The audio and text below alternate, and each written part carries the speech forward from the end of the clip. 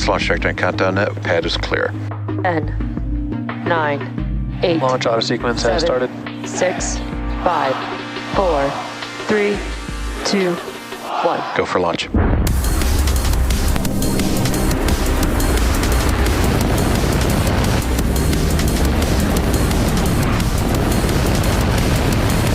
Vehicle is supersonic.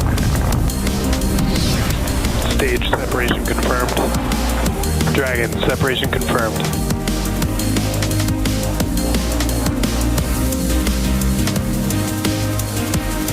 Stage 1 is transonic. Landing legs have deployed. And Falcon 9 has landed. You're looking at a live view of Falcon 9 awaiting liftoff at 5:30 p.m. Eastern Time from the Space Launch Complex 40 at Cape Canaveral Space Force Station in Florida. Welcome to our live webcast of the USSF-124 mission on behalf of the United States Space Force and their partners. My name is Yo Mezo, and I'm a propulsion engineer here at SpaceX. I'm excited to be here with you today, bringing you coverage of our 13th launch this year, and the first of what could be a triple header with a Starlink launch set to lift off in just over 2 hours from now, and the Intuitive Machines 1 mission headed for the moon at 1:05 a.m. Eastern Time Thursday morning. You can see live views from both of those pads there on your screen now. Today's USSF-124 mission is a collaboration between the U.S. Missile Defense Agency, the MDA, and the United States Space Force Space Development Agency, or the SDA. On their behalf, SpaceX will be delivering 2 prototype satellites to orbit as part of the Hypersonic and Ballistic Tracking Space Sensor Program. When fully operational, the system will detect hypersonic, ballistic, and other advanced threats earlier than terrestrial radars, providing hypersonic threat tracking data to hand over to the U.S. Ballistic Missile Defense System. Now, in addition to the MDA payload, SpaceX will also deliver the final 4 Tranche 0 tracking layer satellites as part of its proliferated warfighter space architecture. But for now, here's a closer look at MDA's payload for today.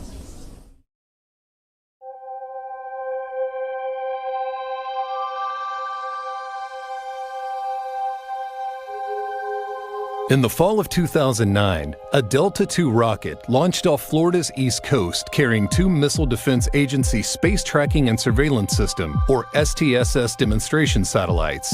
Designed to last 4 years, the STSS satellites operated for over 12 years, demonstrating birth-to-death ballistic missile tracking and missile defense system fire control quality data as a testbed to study new ways to improve ballistic missile tracking from space.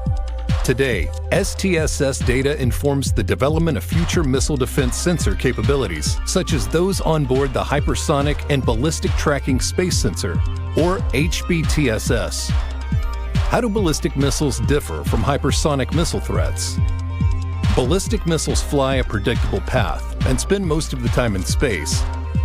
Hypersonic glide vehicles, or HGVs, which can fly in excess of 3,800 miles per hour, can change direction and altitude and vary their speed in flight within the atmosphere, posing a severe challenge to today's missile defense system.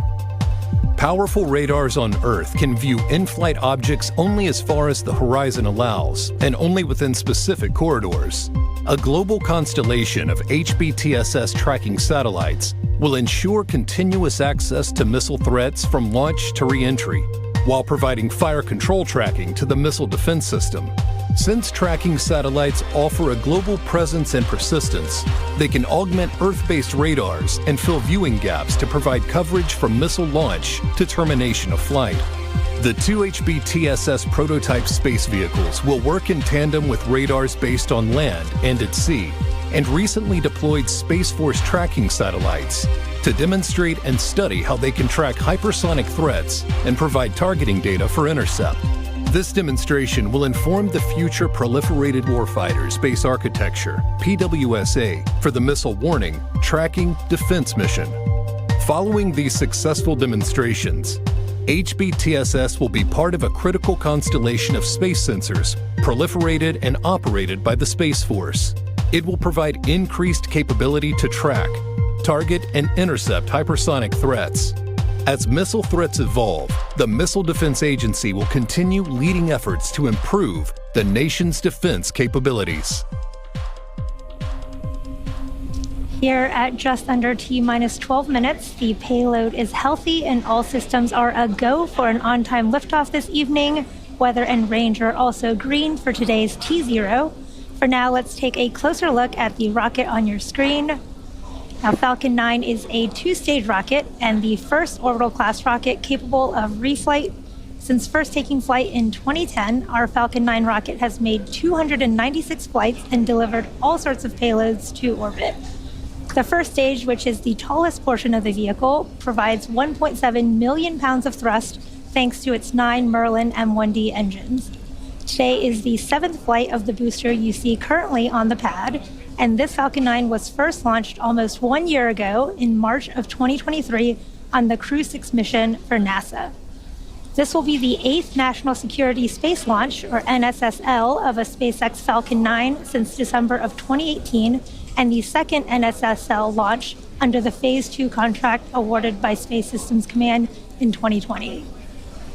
Now, the 9 engines you see on the Falcon 9 are shown on the screen there, and the Falcon 9 is actually named after the Millennium Falcon from Star Wars, and that number 9 is for the 9 Merlin engines that you see on the screen of the first stage. But there are actually 10 engines on the rocket as a whole. The second stage has a slightly modified engine on it called the Merlin Vacuum, or MVAC engine. Now, this engine has a larger diameter nozzle, which allows the second stage to be better adapted to perform in the vacuum of space. The first stage gets us out of the Earth's atmosphere and into space, while the second stage takes the payload to its targeted drop-off orbit. Now, the large barrel structure with the pointed nose at the top of the second stage is the payload fairing, and it's composed of 2 halves made of carbon composite material that come together to protect the payload until we're in the vacuum of space. Now, here at T-minus 9 minutes and 38 seconds, the SpaceX team continues to count down towards our 13th launch this year. All systems are a go. And before we began the webcast, the SpaceX launch director pulled the members of the launch team and got a go for propellant loading and launch. So we are currently already loading propellant on the Falcon 9 first stage booster, as well as the second stage. The payloads continue to be healthy, and Falcon 9 team is tracking no issues on the rocket. Currently, the weather is green and the range is ready to support a T0 at 5:30 p.m. Eastern Time. Today, we have a greater than 95% probability of launch based on weather, but if for some reason we don't launch today, we do have a backup opportunity tomorrow at the same time.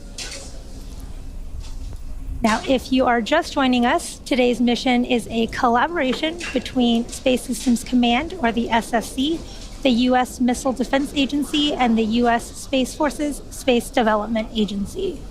As part of this mission, SpaceX is delivering 2 prototype satellites to orbit as part of MDA's Hypersonic and Ballistic Tracking Space Sensor Program, in addition to the final 4 SDA Tranche 0 tracking layer satellites as part of its proliferated warfighter space architecture.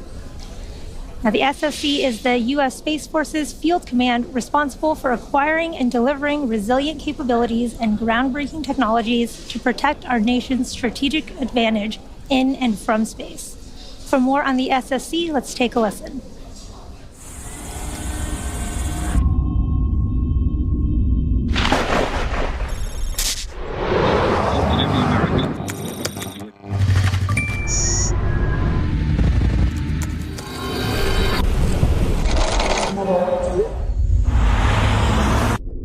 The ultimate high ground has no ground.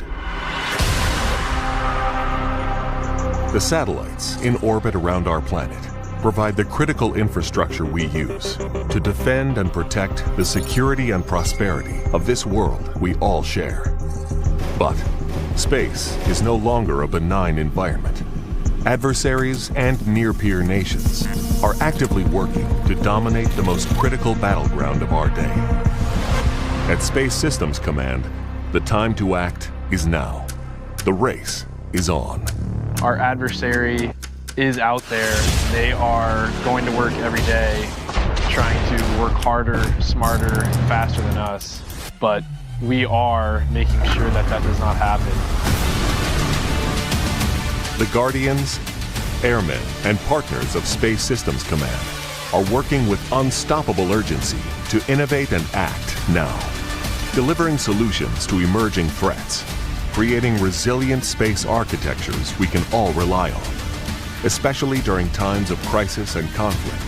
The fight could happen tonight, it could happen tomorrow, it could happen in a couple of years, but we need to start innovating now, and that's exactly what we're doing. For Space Systems Command, working faster means breaking from the status quo, exploiting existing space architectures and capabilities in creative new ways, working with commercial industry, innovators and tech startups, and allied nations to exploit, buy, and build, to deliver better, faster, and more affordably. We are advancing the space architecture that we have up there right now, making sure that it's optimal, making sure that we get new space architecture set up, prototyping, experiments, to ensure that we can outpace the enemy tomorrow. To maintain our lead in space, Space Systems Command has embraced a new culture, empowering its people to race forward, speak up, and connect with industry in unprecedented new ways. Our people are agile. They continue our partnerships. They are working collaboratively day after day in order to contribute to the big warfighter purpose. Space is a team sport. We have to work together to provide integrated, resilient capability and speed in order to fight through any contingency crisis. Space Systems Command is moving fast to maintain U.S. superiority in space, running a marathon of sprints, thinking differently, acting boldly, empowering at every level to make space work for us all. At Space Systems Command, space starts here. Here at T-minus 4 minutes and 40 seconds, all systems are currently a go for an on-time liftoff. Up next, the truss structure next to the vehicle, known as the strongback, will start to retract. Strongback retract has started. There you heard that call out for strongback retraction. Now you'll slowly see the clamp arms just below the fairing begin to open. And once the clamp arms are fully open, the strongback will begin to recline. And shortly after that, the strongback will fully recline in preparation for launch. Stage 1 RP load complete. There you heard the call out. The stage 1 propellant loading is complete, and we are still loading stage 2. Again, the vehicle is nearly fully loaded with propellant and will complete in a couple minutes here at the T-minus 2 minute mark. The range is green and ready to support. Weather is looking great with more than a 95% chance of a go. You can see the clear skies on your screen.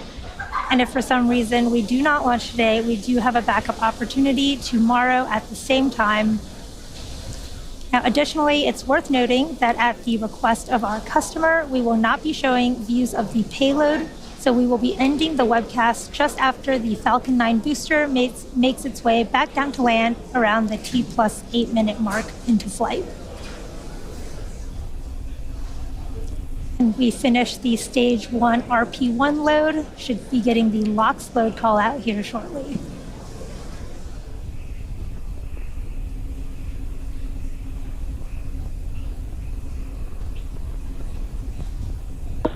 Stage 1 LOX load complete.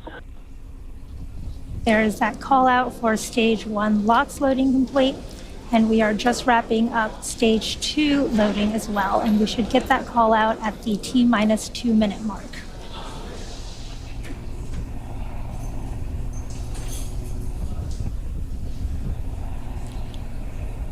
Again, you are looking at live views from Falcon 9 on Launch Pad 40 in Cape Canaveral, preparing for our USSF-124 mission. We are finishing up loading propellant and liquid oxygen onto the Falcon 9 first and second stages. We should be wrapping up. Stage 2 LOX load complete. There it is. That is the call out. We have finished loading propellant and liquid oxygen onto our Falcon 9. We're under 2 minutes to launch here. And again, you can see the condensation of that really cold liquid oxygen condensing with the humid air of Florida, and that venting that you see on the side is normal and expected. That is from the transporter erector liquid oxygen line. Now the next milestone will be at T-minus 1 minute, where the Falcon 9 internal flight computers will take over the count. Shortly afterwards, the launch director will give the go for launch, and Falcon 9 will be ready for launch.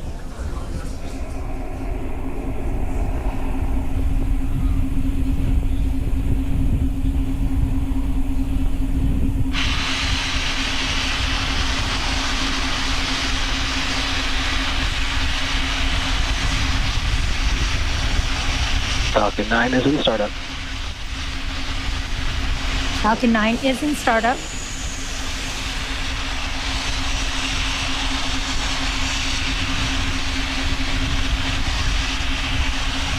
This is the mission director. Go for launch. There is that final mission director go. All systems are go for a launch of Falcon 9 and USSF-124. T-minus 30 seconds.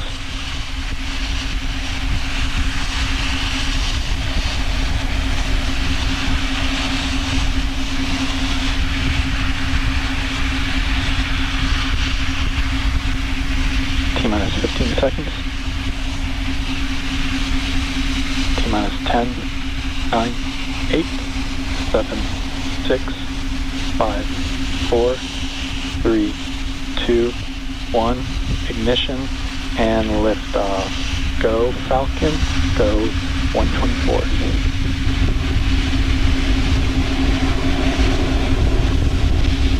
Vehicles pitching downrange.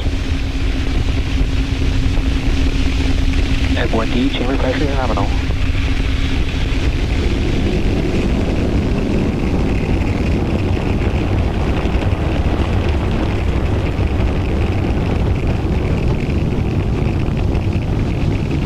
Successful liftoff from Space Launch Complex 40 in Cape Canaveral, Florida.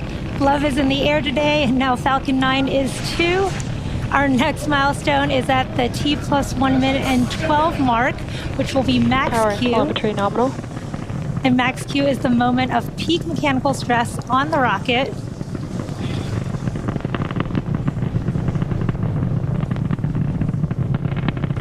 Great views of Falcon 9 there.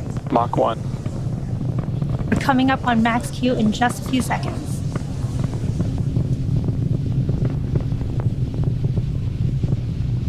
Max Q.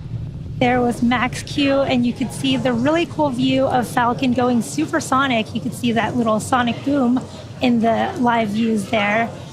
And coming up in just about a minute here are MVAC engine chill has started.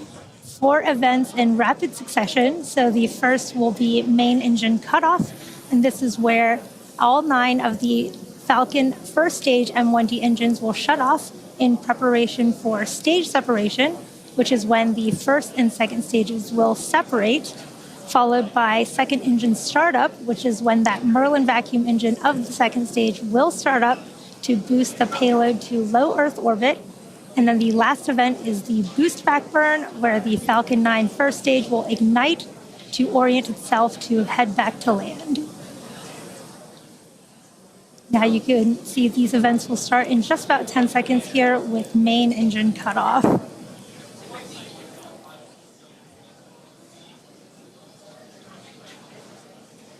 Main engine cutoff. Stage separation confirmed. And back startup. Stage 1 boost back startup. There you saw and heard the confirmation of a successful main engine cutoff, stage separation, second engine start, and boost back burn start. You can see great views from the Falcon first stage. The grid fins will be deploying here shortly. And coming up is fairing deployment as well. And as a reminder, we won't see any live views from the second stage today, so we won't see the fairings deploy, but we will get confirmation of their deployment.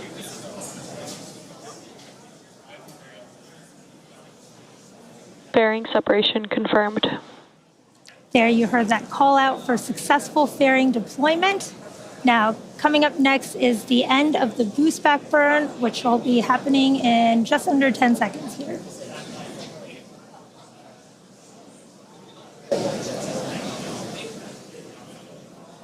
Stage 1 boost back shutdown. There you heard that confirmation of the shutdown of the boost back burn. That is a good burn of the first stage. Now again, you are watching a live webcast for USSF-124, a collaboration. On nominal trajectories.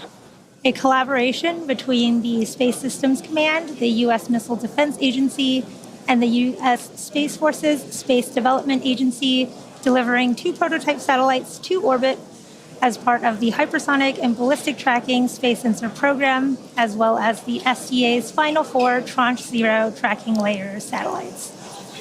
You can see our grid fins have deployed there, and these will help reorient that first stage as it makes its way back down to Earth. And you can see those puffs of gas, they're coming from the attitude control system, and that is nitrogen gas that is coming out. Now today we will be attempting to recover the Falcon 9 first stage back at landing zone 2. And in just a couple minutes, the booster will execute an entry burn followed by a landing burn. Now both of these burns are meant to slow the booster down rapidly before landing. And if we do have a successful landing today, it will mark the 272nd landing of an orbital class rocket.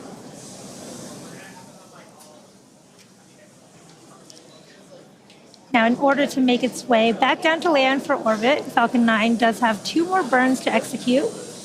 We already performed our boost back burn, so coming up next is the entry burn in just about a minute.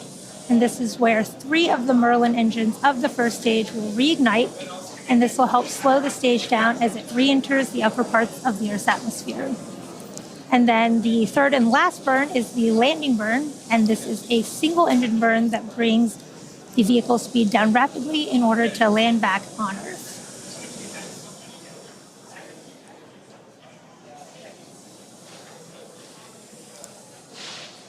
You can see those nitrogen cold gas thrusters of our attitude control system along with our grid fins. Now those are hypersonic grid fins, and there's 4 of them around the top of the Falcon first stage.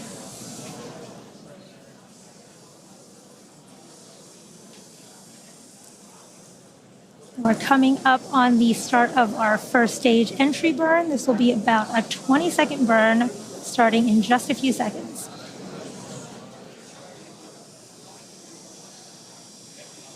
Stage 1 entry burn. There is the start of our stage 1 entry burn.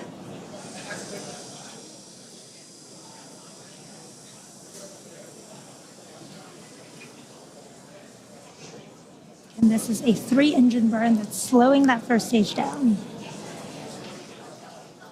Stage 1 entry burn shutdown. There is that shutdown. Stage 1 FTS has safed. Shutdown of the Both engines. vehicles are on nominal trajectories. And those callouts were that the flight termination system has been safed and trajectories are all nominal. Coming up next is our stage 1 landing burn in just about 30 seconds here as we come back towards the coast of Cape Canaveral. Again, there are 4 landing legs arranged around Falcon 9 first stage, which will deploy just prior to landing. Stage 1 is transonic. The vehicle is traveling around 900 miles per hour right now, so that landing burn is really going to slow it down.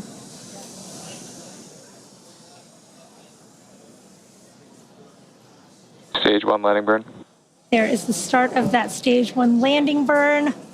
Stage 2 is in terminal guidance.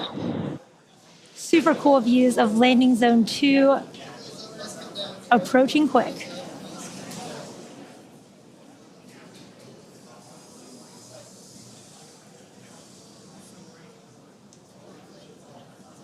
Stage 1 landing light deploy. Stage